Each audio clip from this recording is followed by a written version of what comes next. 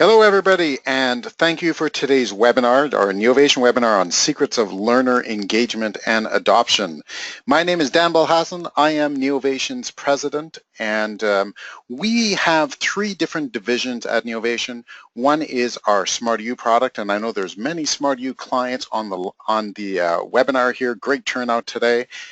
So SmarterU, of course, is a learning management system which contains your expected functionality, online courses, SCORM courses, instructor-led courses, certification management, etc.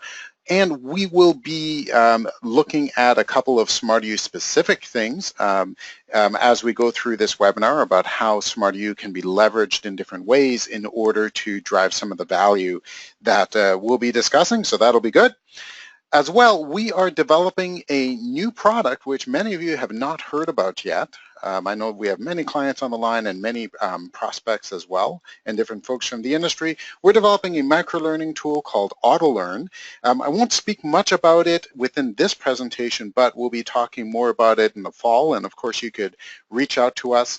Best thing, if you have any questions following up from this call, reach out to us, support@smarteru.com, and myself or somebody else from the team will be able to get back to you depending on your inquiry. We're going to be talking about a lot of SmarterU specific things about how you might use SmarterU to accomplish some of these engagement goals, and definitely so you can reach out to our support desk for those as well if you have any questions, and we can point you in the right direction.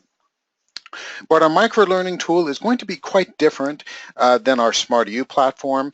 It's specifically designed to facilitate drip training, so it's going to be a way for you to send daily training to your employees or your volunteers, whoever your learners are, and then do some really interesting correlations back to things like performance KPIs, metrics, etc. But again, we're not going to go too deep into that, but we'll have more information for you on that tool later on this year. In our third division, we've rebranded our Learning Solutions division. This is our internal professional services group that develops course material, that performs instructional design, graphic design, and various types of consulting. So you'll hear more about Flair Learning in the future. Previously, we were just calling this our Learning Solutions group, so we're going to be expanding that group's scope, and thus they've gotten their own brand. So if I mention Flair during this presentation, you're going to know what I'm talking about. So let me frame what we're going to be focused on for the next half hour to 45 minutes here, and then we'll have time for questions at the end. But please, I love getting questions as we go as well, which I can either answer as we're proceeding, or I can answer them towards the end. So that's good. And we have a poll at the end about your sense of value for this session, so stay tuned for that. So what we're going to cover here, though, is these are probably the largest questions that we receive from our client base, which is how can we do things like increasing learner engagement and adoption? How can we calculate ROI? So if you've got these questions, then you're going to hopefully get a ton of value out of the next out of this session, because we're going to be talking about strategies for this. Now, I'm also going to say that these are hard questions. These aren't easy questions, and throughout the industry, these are hard questions to answer, which makes the learning and development space really, really tricky to do things like calculate return on investment on, or make other types of investment decisions. So there isn't, unfortunately, going to be a hard-coded do this, do that solution to some of these questions. So what we're going to be focused on are strategies that any organization can use in order to get more success. And guess what? We didn't just come up with all these strategies. These are strategies that over the last decade we've been working with our clients on, where they have developed some of these strategies. And so what you can consider this is a really good summary of what we've seen as best practices across the hundreds of clients that we're working with all the time. So let's get started with that.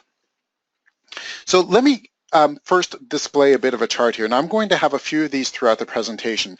These are all from a study that was done, this was, I believe, last year in 2016. This is a study of learners. Now, most of the studies in the e-learning industry are about organizations. And it's things about how they use their LMS and, what type of courses they think are the most valuable and so forth, which is fine. But if we're looking at engagement, it has to be about the learners. So this study here is a worldwide study, and I've got a number of different graphs from it that I've excerpted from, and we'll be able to talk about things from the learner's perspective themselves. The first thing is learners are asked, and these are all self-assessment from learners, right? All of these graphs that you'll see. So learners are asked, are they self-directed? Do they feel like they want to be able to learn on their own? And 91% of them said that they do in fact like to learn at their own pace. Now, I am curious as to what the other 9%, because to me that seems like a 100% response, because we all learn at our own pace every day right now. When we want some information, we Google it. So I don't know why that's not 100%. However, the next question is a bit more interesting. Do they feel that they know what learning they need? Now we're getting a bit smaller. So people aren't always sure what they need to know. And where they need to find it, it gets even smaller. And now to build an actual structured plan of action of what they need to know gets tremendously smaller. So generally people do know that they want to learn. They have a pretty decent idea as to what they need to learn, but once they start trying to actually find it or build a plan around it, the responses and the confidence that learners have in those things just start plummeting. So we're going to be talking about those things, but I think I want you to keep the first bar in mind here. Learners do want to learn at their own pace, and they generally feel like they already know what they need to learn. So they have a sense as to what their gaps are. So we'll be covering that. First question here from Timothy. Timothy is asking, can you please define drip learning from back in the introduction? Okay, Timothy, I'll spend just a moment on that. So the concept with drip learning is that there is pretty much every course that's traditional right now, I'm going to call a monolith course. So this would be something like a SCORM course, which would have, maybe 50, 60 different slides in it. Maybe you've designed it to be an hour of training. So somebody starts at the beginning, they go all the way through, maybe they do some activities, they get to the end and they do some kind of quiz, they get a passing grade on the quiz, and they're done. So I'm going to refer to that as a monolith course, because it's basically one experience.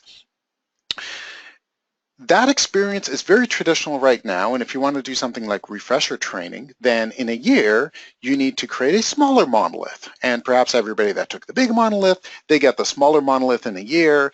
And the problem with that is, even though it is completely standard in the e-learning industry, the problem with that is, what about the other 364 days? Do your learners actually know the material? Do they not know the material?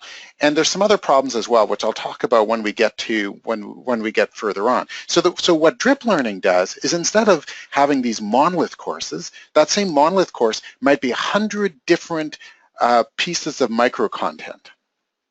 And those pieces are automatically delivered to the learners on a daily basis. So they spend 2-3 minutes of training, education, activities on a daily basis. And the system, our AutoLearn platform that's in development, actually measures what they know over time and then delivers them more of what they don't know. So it adapts to what they know to get them to a particular level of mastery. So you don't have to do refresher training on an annual basis. And in fact, you don't have the initial monolith training. What you have are little bits of drip training that go to them every day. So hopefully that helps define that. And we'll be referring to those concepts just a little bit later on. Now, these tools, these microlearning type tools are, we're developing one. There's a few others in the marketplace right now. It's very much the dawn of these tools becoming available. But I think that 5 years from now, everybody's going to be using those tools because there's huge advantages.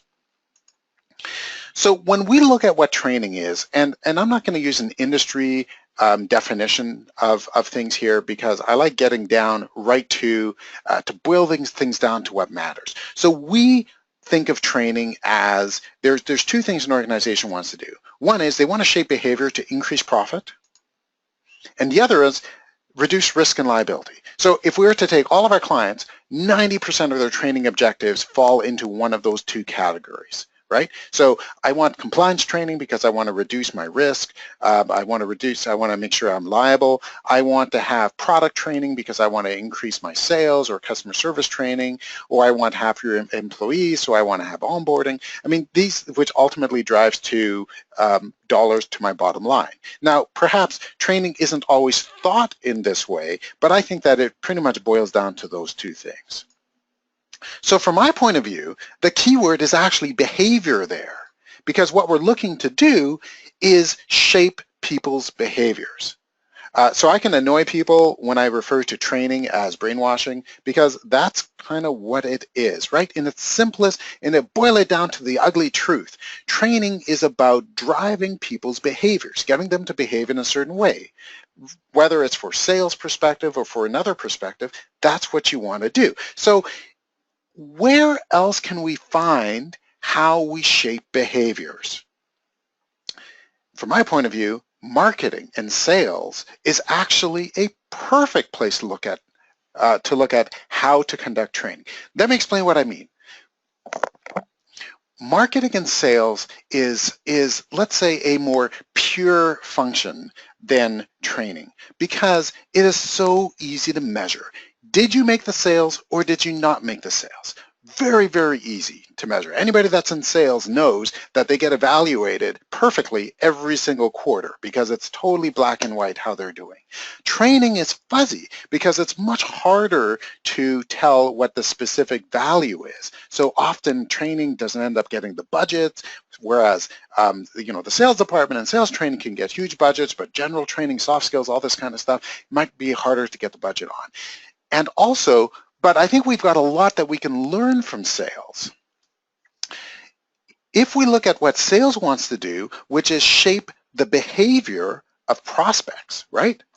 So you have to convince somebody to buy, you have to build content for them, and you have to design an experience which is going to drive towards somebody actually making a buying decision. These things, from my point of view, are the same thing, same goals that we're trying to accomplish with training. Whereas we want to get them to behave in a certain way. We want them to make our learners to make certain decisions in certain circumstances. We want to have an engagement and a engaging process where they become aligned with what we're asking them to do. So let's do a thought experiment for the next few minutes here, and let's look at training from the point of view of sales. And so now, with my most listicle headline ever, let's look at a 7-step behavioral marketing process. So if we were treating training as sales, what would we do? And we can learn a lot from the sales and marketing process in order to define that. So step 1 is you've got to understand your own motivations. So why are you even making this training investment? We work with hundreds of clients, and I can tell you that there are definitely times when a training project has been initiated, but the motivations of the folks investing in it, they have not perhaps crystallized why are they making that investment, which actually makes some of the decisions very difficult. For instance, they might think that at the beginning they need a 1-hour training course on something, on a topic. Well, there's nothing magical about an hour. This is a concept that although it's sort of embedded within some compliance areas, it's something that I'm hoping is going to completely go away as a concept.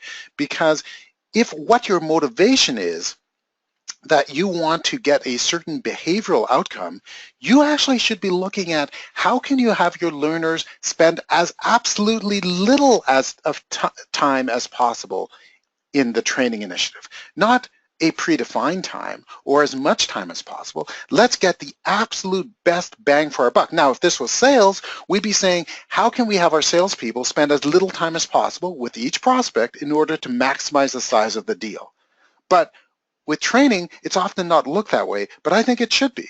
So let's consider that. How do we have our learners spend as little time as possible while being able to demonstrate success to our stakeholders? And what do our stakeholders think success is?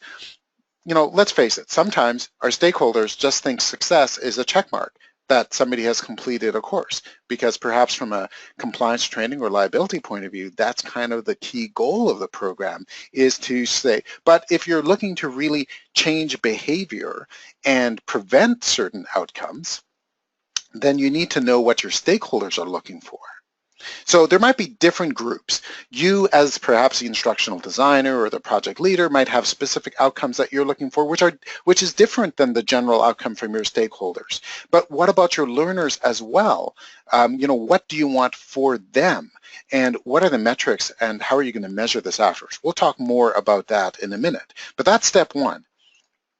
Step two is to determine what an integrated strategy is. And I would say that this is something that now, when you sell hammers, everything's a nail. So from our point of view, e-learning can solve a lot of problems. But I don't think, and we don't think, that it's the only way to solve a problem. Whether that problem is increasing your ROI, your return on investment, so getting more value out of a process, or reducing liabilities or reducing safety incidents, whatever that is, e-learning is not the only way that you're going to solve that problem.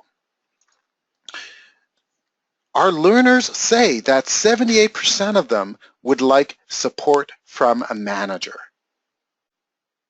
That is the most valuable workplace experience, workplace training experience that they have, is support from a manager.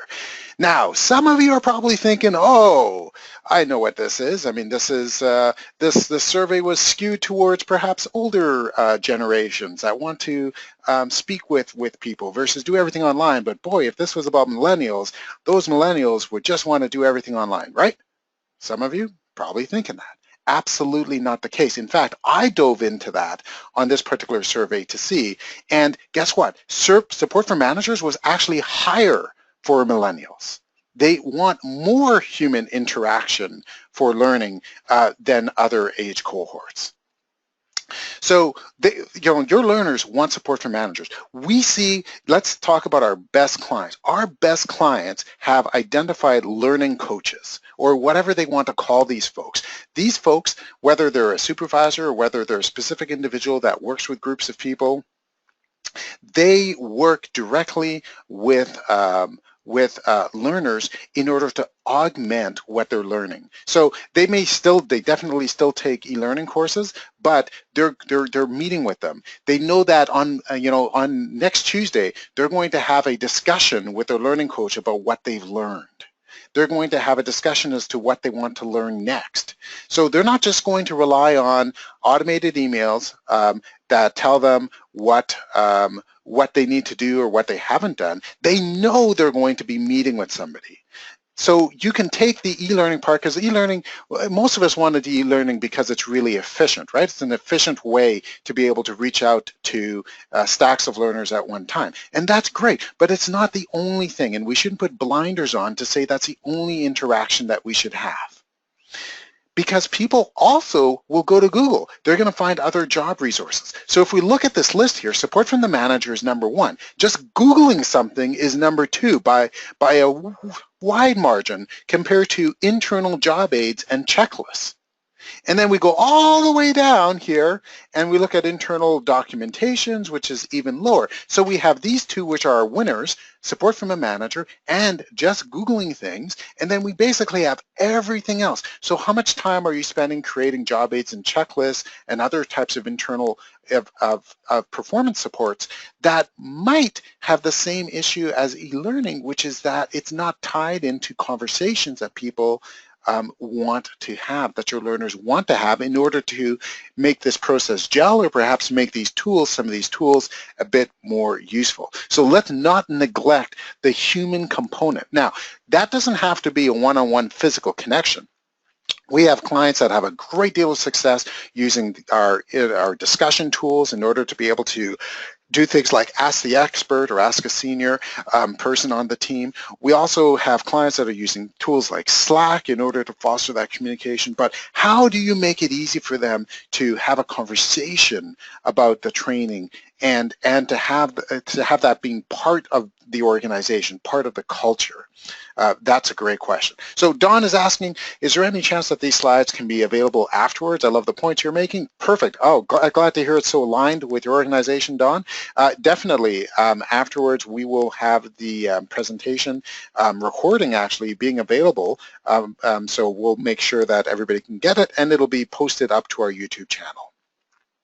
So in terms of your integrated strategy, here are a number of different questions that I think would be worth considering, starting with how you're going to coach your learners and how you're going to engage them within the process. We also find that our organizations, our clients, that do things like engage their learners in the process, that will send out preliminary outlines to some of their learners for comment initially and get their feedback initially. If you can get them to buy into and participate in mapping out the training, and not just your subject matter experts, right? But everybody within your organization that might ultimately be able to, that will participate in that content, might have value in participating in it early on. And that's something that we do within our organization as well. Not everybody participates with providing that feedback, but we find that we get far better participation rates even in our own internal training from doing that, and so do our clients. You want to be able to celebrate completions and achievements. We'll talk about that a little bit more, but it's all towards creating this culture of continuous learning so that it's not an outlier. It's not just something that people are doing once a year. They're always participating in some type of training and development. And if you can get people to know that that's the case, that they're always participating in continuous learning and improvement, and it's something that they're going to have a human connection with, you've set this fertile ground that you can then grow a great learning culture based on. So Nathan is asking whether or not, along with being able to increase profit, decrease risk, whether or not it should actually help to improve morale. Nathan, absolutely correct. I don't have any specific studies to support that, but I can tell you from our experience working with clients and as well our experience even internally, it makes a huge difference. One of the reasons why is that we find that when clients are creating content, or anybody's creating content sort of in a bubble, right, where you're creating content, you've got the subject matter experts, and I am going to create content for my learners. You are never going to be as rich. You're never going to be able to be as focused as if you involve the learners in that process. And your learners have bought into it. Even if they've just added a point or they've made a suggestion that ends up in the training, they feel that instead of something being imposed on them, it's something that they've actually participated in. Now, depending on your type of organization, where that'll fit in the spectrum will shift. But understanding your learners, which is step 3, is really crucial, because there is no homogeneous learner groups within your organization. There are different groups that share different things in common. We think that the level of experience that your learners have is absolutely critical to their engagement. Because, and we see this all the time, you've got 200 employees and you give all 200 of them the same training course. Folks that have been there for 7 years and folks that have been there for 5 minutes, they all get the same training course. The folks that have been there for 7 years, when we interview learners, here's what we hear. We hear, oh yeah, I clicked my way through that as quickly as I can, and I guessed my way through the quiz. I barely kind of even read the things. And there's a lot of sort of dirty truths in e-learning across all industries, all organizations, all platforms, whatever it is.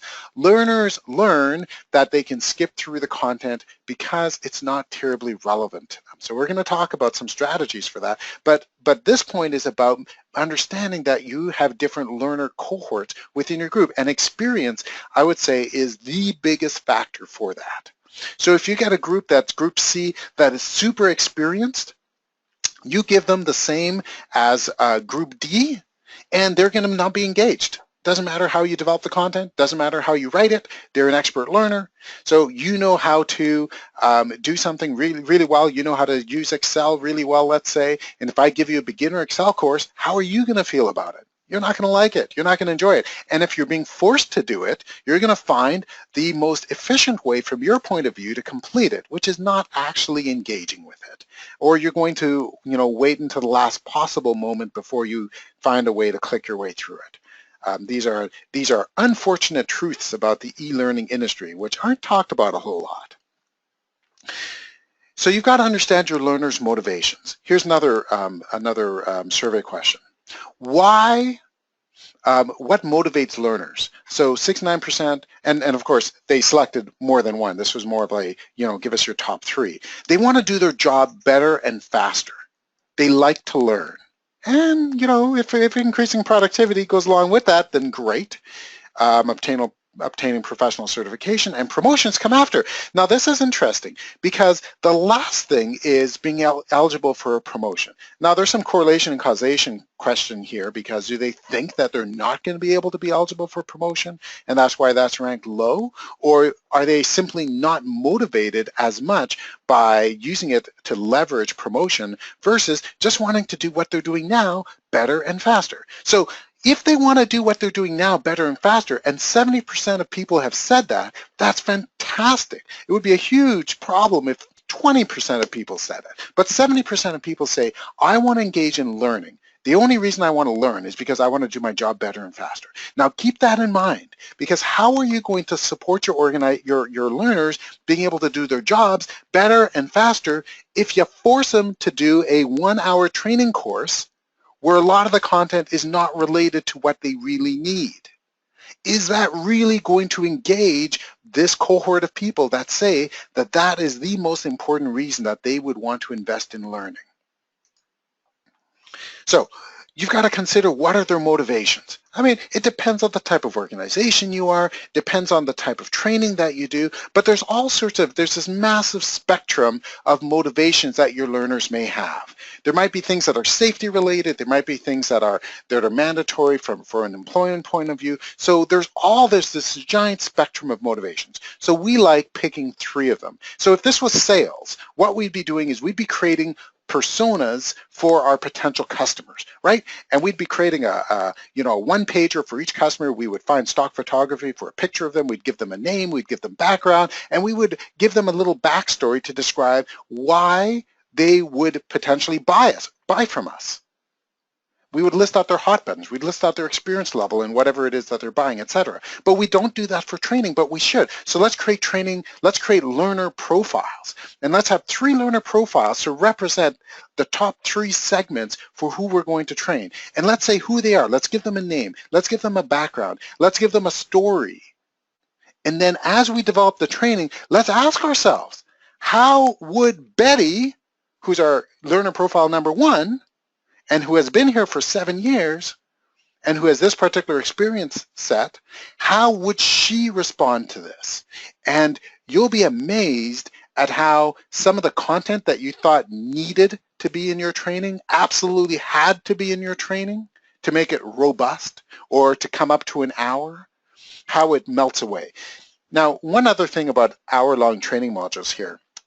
Sometimes our friendly executives want to feel that they're getting a certain return on investment. So they see return on investment sometimes as the amount of content that's created. So you can get a certain budget for 1 hour of training, and perhaps from their point of view, they're saying, oh, you're developing an hour of training, it's going to cost X dollars. All right, well, an hour is, a good chunk of training. That's good. So X dollars makes sense for that. But here's the thing. To have 15 minutes of really effective training that's actually going to change behavior is going to cost more than an hour of training, because you have to work harder to cut content. You have to work harder in order to come up with activities and interactions that are really going to stick with the learner and get them to actually change their behavior than you would if you just build a robust, comprehensive, hour-long training course. Our learners have objections. Number 1 is, I don't have time. And now, frankly, I think that's the #1 human objective. Why did you not wash the dishes? I don't have time. Why did you not walk the dog? I didn't have time. I mean, I didn't have time. I mean, just think about it. Spend the next day just thinking about how many times you hear, I don't have time.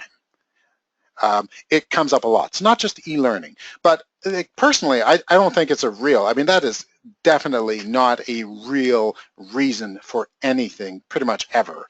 The real reasons are below, which is uninspiring learning content, I think is actually way more accurate as to the #1 reason that people either put off training or don't engage in it. Right? Content not relevant to their needs came in last year, but I think these things are actually, I don't think people like to say it, and I don't think they like to admit to themselves that even that's an issue on either side, on the organization side or learner side, but I think that's a real thing. So what does I don't have time or I didn't have time mean? I know all this already. There's too much detail because you're throwing the kitchen sink at me. It's not related to my job. I don't understand. I was speaking with a learner in the last couple weeks, and this learner works from home, and this learner had to do a mandatory violence and harassment training course for their organization, a pretty large organization.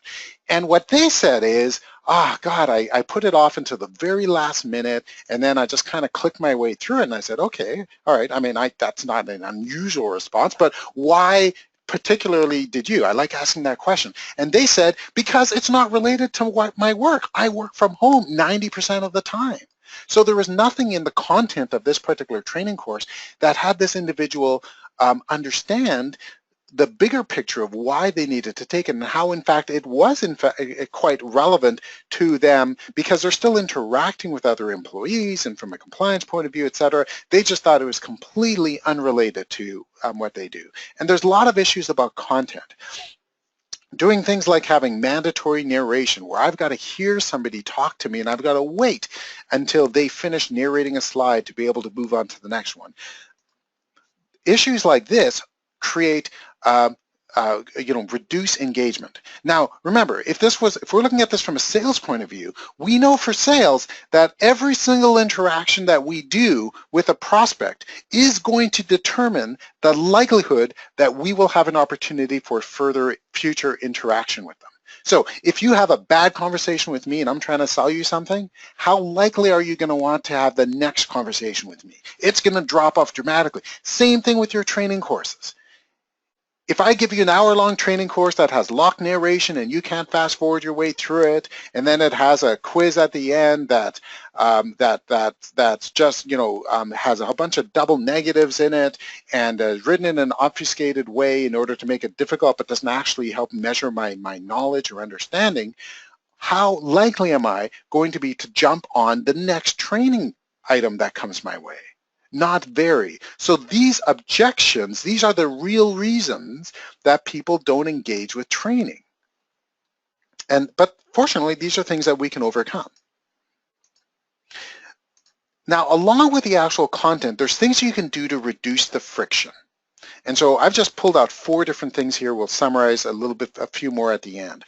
But #1 is, if you've got employees and they're in a network and they log into your network in order to have access to your existing services, your file system, whatever it is, you're probably using Microsoft Active Directory, which is fantastic because you can have it do something called single sign-on, which basically means as soon as I log onto your network, I don't have to log on again to SmarterU. It's a small thing, but it means that I just have a link and I click that link and I'm at my learner dashboard, just like that. Done, bang. I don't have that little bit of friction, which is logging in. And little bits of friction make a really big difference to how people perform things.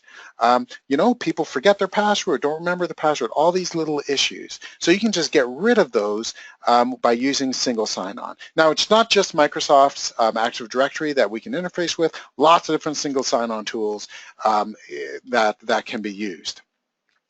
You can also customize your email notifications. So in SmarterU, we have default emails, right? But you don't want to use the default emails. You want to customize them. If you're enrolling people into a course, you have another opportunity to market to them about why that course is relevant to them and why it's important to them, or the fact that because they're in an experienced cohort, you are going to give them a slim version of the course. And by the way, this course, we think it's only going to take you 5 minutes to complete. So you can use emails in order to give them a customized promotional message, which you would absolutely do to a sales prospect. So let's do it to our training prospects as well. There's facilities in SmarterU that most of you will have access to within your subscription plan, which is a learning plan. Learning plans allow you to create a structured path for your learners, so that they know they are earning something. They are going to walk through a process and they're going to earn something. Whether what they've earned is just a visible indication that they have completed all of their requirements, which is hugely motivating people. We'll talk about a couple studies that have shown that. But having a certification path, even for internal items, hugely motivating for people, very valuable. And you can customize so many different aspects of your SmarterU experience.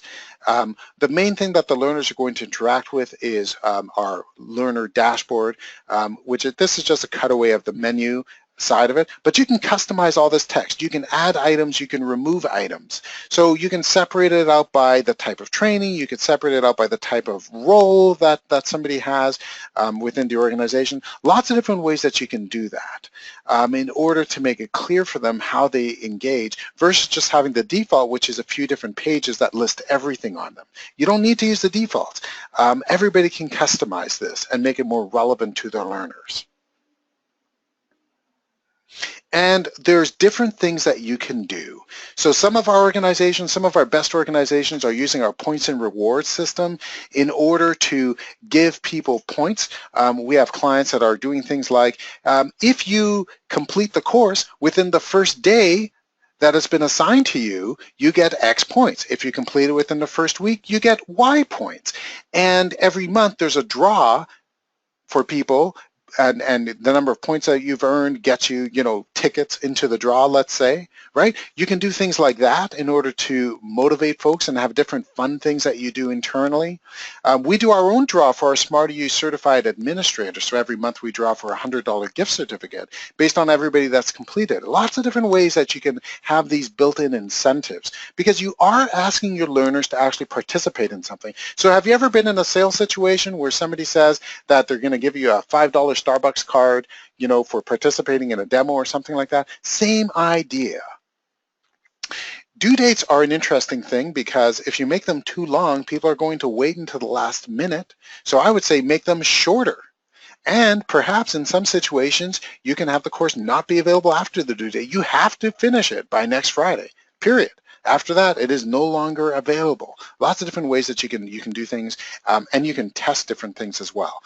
Quizzes are interesting. We've seen many quizzes that are basically set for unlimited attempts. So somebody can go through it as many times as they want. Guess what? They're going to guess their way through it.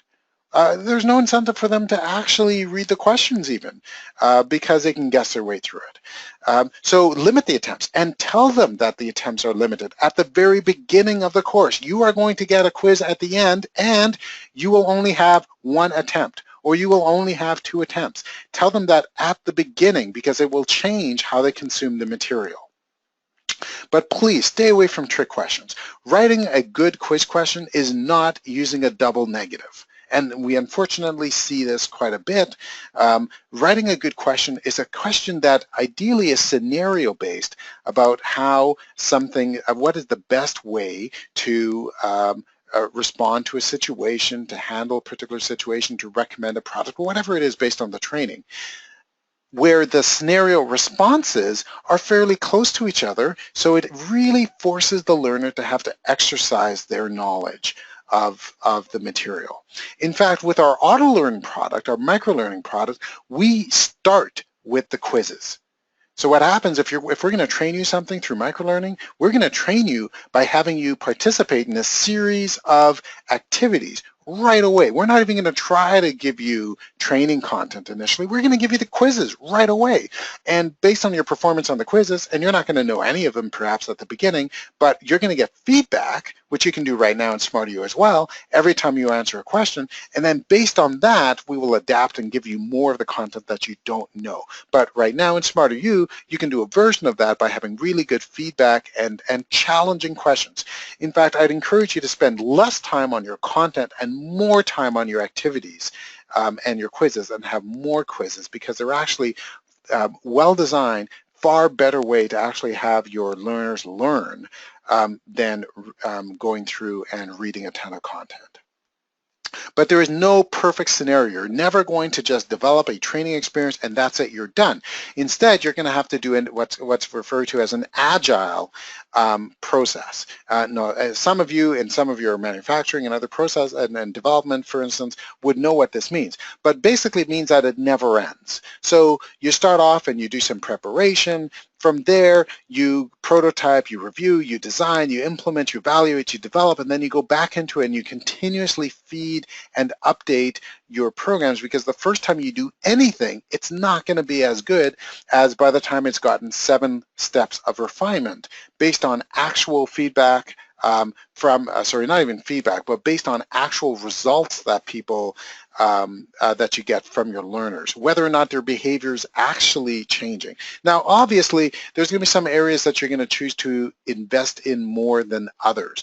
But for some of you that really want to get great results, you want to follow a process like this. Now, a really popular form of this that we actually stole this diagram from is Michael Allen's SAM, successive approximation model, that is a really good form of agile, which basically means that you keep following a process to refine your content while you're developing it, and then also after you've rolled it out, and certainly as you go into pilots and test out your content, in order to keep refining it and improving it, because the first version of whatever you do will never be really good enough. You've got to learn and iterate and improve on it to make sure you get your outcomes. Okay, so those were the 7 things that I wanted to really highlight. I'm going to go into some additional strategies. Now, all these things are still important, but those 7, if you just do those, you're going to see giant returns on your training investment. So you've got to start on day 1. Now this is day 1 of employment, day 1 of being a volunteer, whatever day 1 means from your point of view. We like to get people into training right away, immediately, because again, they've got to get used to this. They've got to know that this is normal within your organization. This is expected. They are going to participate in training continuously, because frankly, it's your senior employees that are often your most challenging cohort. They've been there the longest. They know how to do whatever it is. They're the ones that are going to be least engaged that we see in training. Not your newest employees. Your newest employees or volunteers or associates, whatever it is, they're the ones that are most likely to engage in training for a period of time. But if you start at the beginning, you're going to have better results. And you've got to avoid some of these training myths that are absolutely pervasive within learning and development.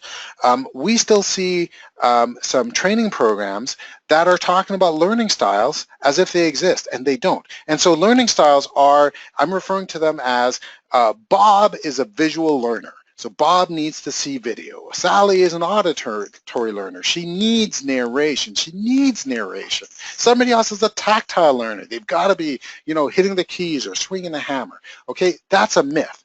Every study that's ever been created in order to really demonstrate that learning styles exist have demonstrated the opposite, that this conventional traditional concept of learning styles does not exist, is not real.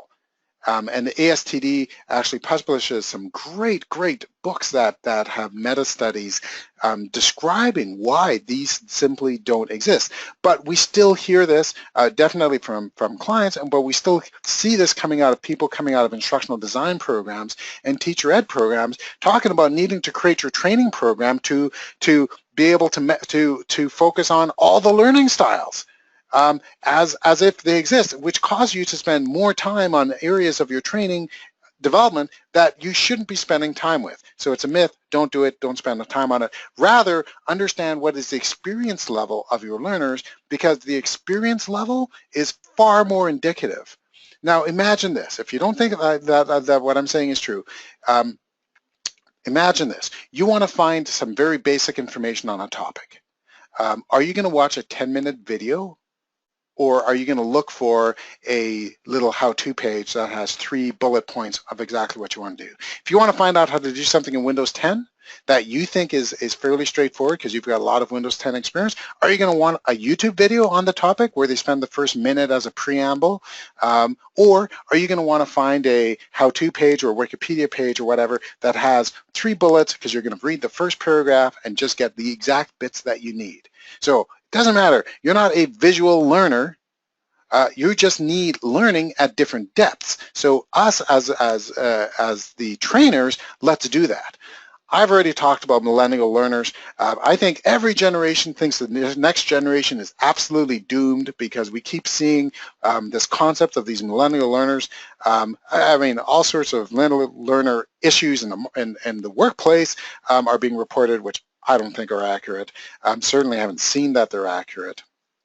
But one of the things that we keep hearing is about how millennials or others have the attention span of a goldfish. I mean, this is ridiculous. Come on. If this was true, Netflix would not be popular, right? We all can sit down and consume 9 hours of some serial, and I believe me, we're paying attention to it. So we all have a level of attention that is directly related to how engaged we are with the material, right? We're not as engaged, we're doing something else. But think about the last time that you watched something on TV or Netflix or what have you, and you had your phone in your hand or your tablet and you were doing something on it as well. That also happens all the time. Does that mean that you are not engaged or not paying attention? No. In fact, that is what we are all learning to do, is to be able to do a different type of multitasking because of the fact that we've got different, so, you know, people are watching a debate on television and they're paying attention to a Twitter feed. This is really normal behavior and is definitely not tied towards millennials in any way. Another myth is that video creates engagement. So when we're speaking to a client and they're talking about they want engaging, they want video, and we ask them, well, why do you want video? And they say, because it's going to be more engaging. Guess what? It's not. What it is going to be is more expensive, tremendously more expensive. It's also going to be harder for you to change and adapt and revise in the future. So you're going to have this video that you spent a lot of money on that's really hard to modify later on, that eventually is going to get out of date, and you're not going to create a new one because we spent that 20 grand already last year. We're not going to spend it again this year, or whatever the budget is. So video has to be used very sparingly. Same thing with narration. Very sparingly, because the cost to revise this type of media is really high. So if you're going to use it for something that's not going to change very much, or use it because it's so critical. It's so critical that you want to make sure that that you've got to demonstrate a particular process. So I'm going to show how to change the oil pan on a tractor. Well, I'm going to use video as part of that, or I'm going to use a diagram if I can. If I can do it in an animation that I can more easily change, awesome. But that would be a good time that you're going to use video, or you're going to demonstrate interactions.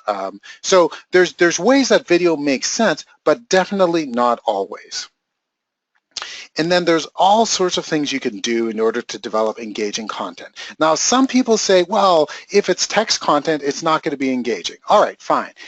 Let's do an experiment. For the next day, look at all the things you read online. Pay attention to how often you'll go to Wikipedia, or pay attention to how much content that you read on any other site, like a blog or anywhere else where there's content. Pay attention to the number of times that you go to a blog page or something that has a video and has a transcript, and you actually just scroll down to the transcript because you want to scan the information. You just want to look at the headings. You don't want to necessarily tie yourself into a 7-minute video on a topic, perhaps until you've decided that it's valuable enough to invest that length of your attention. But developing content as a story is very valuable to do, and skipping the introductions. There's a whole other piece of studies that were done about the importance of skipping the ubiquitous objectives at the beginning. So now, at the beginning of this webinar, I had a different type of objectives page. It wasn't listed out as, here are the objectives that we're going to be covering, and I'll go through them one by one, but it was more of, hey, you're in the right place. This is a reinforcement that you are going to get exposed to this type of content within the next hour. So forget about training objectives at the beginning and telling them that there's training objectives. However, reinforce why it's valuable. Personalize the content. Don't write their content in a way that is completely unusual. Right? So we all develop blogs and we develop all this great marketing content, and we all read blogs and we read articles, and all of this is personalized. You want to know how to write great content? Read the New York Times. They've developed this over the last 100+ years about how to grab somebody with a headline, how to bring them into the content. The first part of the article is a summary. And if you want to keep reading, then we'll go into the details. But why do we develop training material in a different way? We want to have it personalized. We want the learner to feel like they're reading something that is absolutely normal to them versus reading something that is ultra professional, that's been narrated professionally, where it feels completely different from other content that they're consuming. But you know what? Coming back, and I'm going to beat my drum just a little bit more here, is your learners can actually take a well-designed quiz, prove their knowledge, and not take a course. And I'll tell you, this sometimes gets an allergic reaction from folks because they want them to go through the content. But content is completely secondary to allowing your learners to prove their knowledge in an effective way. So some of our clients allow them to take the test right away, and they use our learning plans to say, well, you could either take the test or you can take the long form, but you only have one attempt at the test. So if you fail that, you've got to take the long form training. So you can set that up with our training plans in order to give learners a path where they feel that they have some control over their learner experience. There's a couple questions, which is great. Please keep them coming, and at the end we'll I think summarize a few of those questions. How important is recognition to me as a learner? 60% people say that they want to be recognized. Now that's valuable. You can recognize them in different ways. Again, you can use points and rewards. You can have draws. You can simply, some of what our clients do is they have something like Slack or email that they use to communicate when somebody finishes a particular certification program internally or to their local team. Other people have done things with photographs or names on a wall or the other types of recognition. People, for the most part, do want to get recognized for completing their training. Not everybody. Some people don't want to get recognized. You also have to give them a way to opt out of that. Blended learning, I talked about at the beginning how important it is to actually keep the humans in e-learning, and that's very valuable. So some of you are still doing blended learning, whether it's a formal classroom learning or whether it's a safety talk or whether it's informal learning within your organization. Those things are very useful, and you can really tie them into blended learning strategies. So we work with a lot of franchises, and franchises are a great use case for this because they always will have some type of in-person training as part of the franchise. Well, prior to the new franchisee coming for the in-person training, they should be kind of completing a series of training initiatives online that will build up a foundational knowledge so that by the time they get to the in-person training, they have already everybody in the room has a particular foundation of knowledge that now you can build on, and you can do the things and you can spend time, invest effort in the type of interactions and discussions and role-playing, whatever it is, that you can do better in person than you can online. So classroom courses, your learners are still saying are valuable to them. E-learning is second to that. And then live courses like webinars, etc., are third. And what I really like is seeing that games and simulations are far down the list. There's a lot of talk in the e-learning industry about how they want to gamify things. And if gamification means actually playing games, you're going to lose a lot of people because people don't want to sit there and do a round of Tetris in order to be able to answer a quiz question. All right. Now, maybe some of your learners do, but the vast majority don't, and it's reflected in this thing. So real games aren't nearly as engaging as gamification, which is things like building up their intrinsic motivation to want to complete it. And this could be just how you write the text, just how you recognize somebody for completing an activity. That's gamification versus actual games that generally people don't really want. So you can have a blended learning strategy where e-learning is pre and post wrapped around other types of live training initiatives in order to get better results. Now, performance supports are really valuable. So I take this training, great, but what about I want to access this material afterwards? How can I access that material quickly and easily? So we have our knowledge base in SmarterU. I mean, somebody could also go back into a course and recall it, but a lot of your courses are SCORM courses, which are generally pretty difficult to easily find content in, unfortunately. But you can take some of that content and you can put it in the form of job aids or performance supports right within your knowledge base and allow folks to be able to find something easily. You can categorize things, you can have text searches so that they can find something and recall it later on. Return on investment. I'm going to take a moment and talk about smile sheets. Because I know that smile sheets, and these are post-course evaluations, how effective did you think the training material was? How effective did you think the design was in supporting the material? How effective did you think the instructor was, etc.? Unfortunately, generally meaningless. And I know that you know, this could be a great barroom discussion with many people that really believe in smile sheets as being effective, but generally they sometimes can obfuscate whether or not training is effective, because what if lots of people really like the training session? What if they really like the training session? Who cares? It doesn't actually matter if they really liked it. What matters is how likely were they to take the next training session, whether or not they changed their behavior.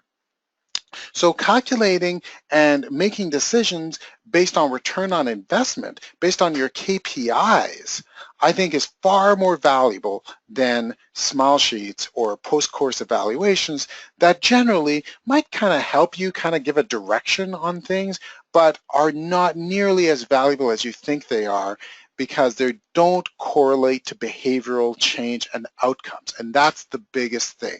So maybe you can build a shinier version of your course, maybe you can have better graphic design, but none of that actually, as a rule, will tie to improving the outcomes, which is what you really want, right? That was the reason you started this training process in the first place.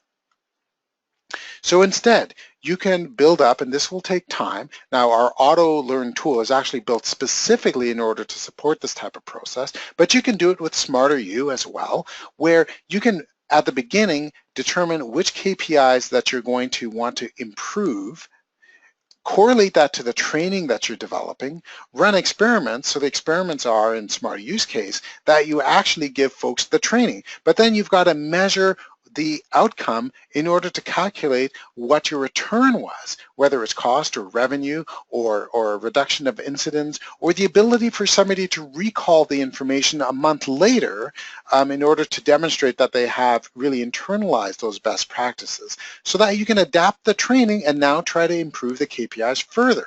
Or perhaps you've discovered that you weren't able to improve the KPIs. Great, that is not a failure.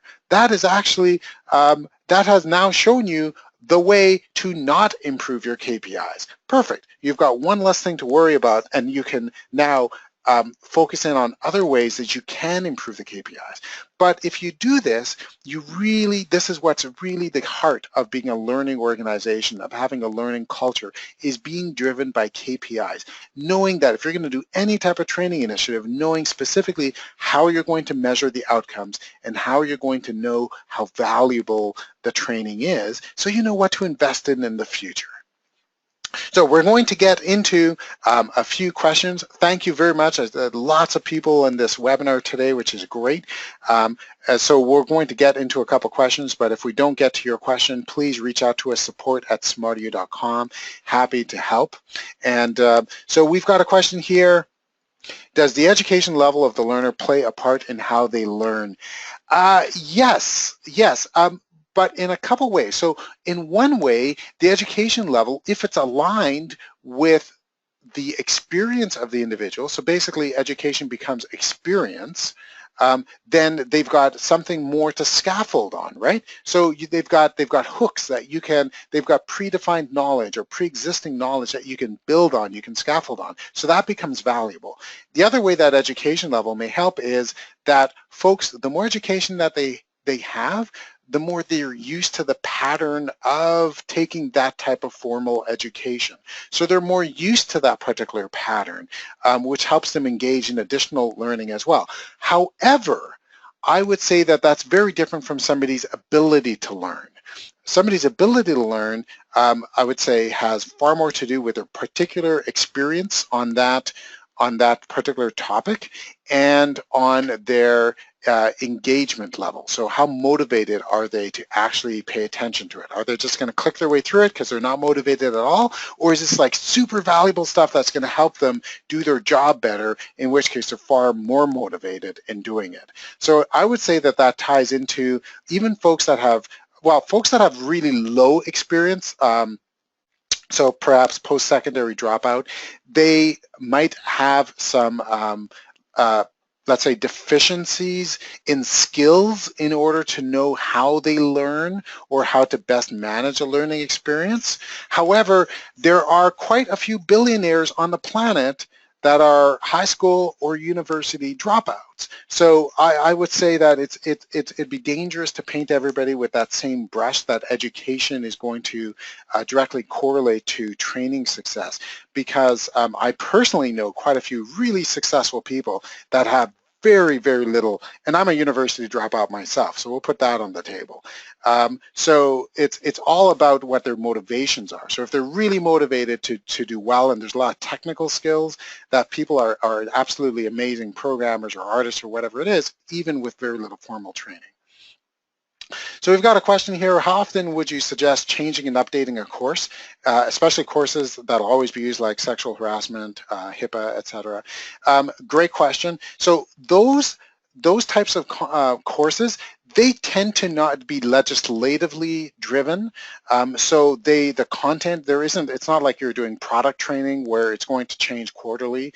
So perhaps you're not changing those terribly often, but with those are the ones that people avoid, because those are the ones that people think are not relevant to them, so they avoid. So a strategy might be that you focus on really on having people prove their level of knowledge through quizzes instead of actually having them go through the course. So the course itself may not have to change every year. Maybe every few years you well, it could change more often based on the results that you see. So obviously, if you find that you've got a large problem with workplace harassment, you need to look at your content and see what you can do in order to address maybe some of the gaps, right? But apart from that, you may not have to change compliance content terribly often, but definitely give them another path to prove their knowledge. And this is where the activities become super valuable. And this is where you'd want to change those activities periodically as well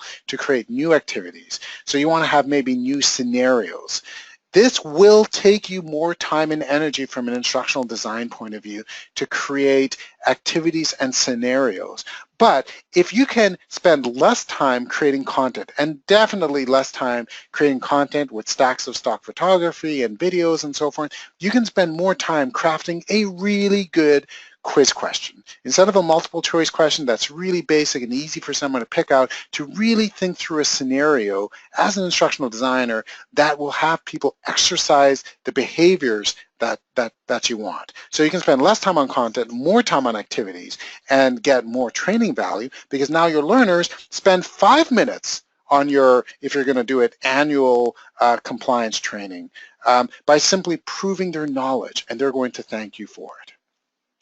So I think we're out of time here. Thank you all very much. Great questions that you've asked. We'll be posting this up on our YouTube channel before the end of the week, so you'll be able to catch it there. Any questions you have, email us at support@smarteru.com. We are here to help, whether it's through technology or through some of our services or through advice on how you can be more successful with your training programs. Thank you all, and enjoy the rest of the day.